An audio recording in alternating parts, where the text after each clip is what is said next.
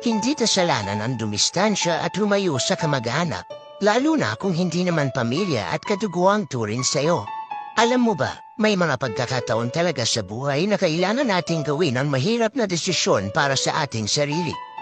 Yung tipong kahit masakit, kahit mahirap, kahit maraming makakabangga, ginagawa pa rin natin. Bakit? Para sa ating sariling kapakanan. Hindi lahat ng kamag-anak ay tunay na pamilya sa puso. Merong mga kadugo nga, pero sa gawi at salita, tila banyaga. Nakakalungkot isipin, pero totoo. Hindi lahat ng dugo ay nagdudulot ng init at lihim na pagsuporta. Minsan, may mga kamag-anak tayong mas malamig pa sa yelo. At kung saan tayo nadadala ng sitwasyon na mas pinipili nilang tignan ang ating mga pagkukulang kaysa sa ating mga tagumpay, hindi masama na maghanap ng distansya.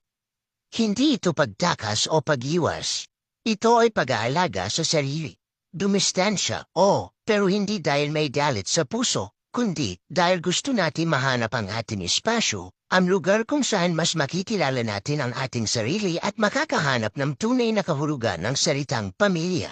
Hindi mo kailangang manatili kung saan kanila itinataboy.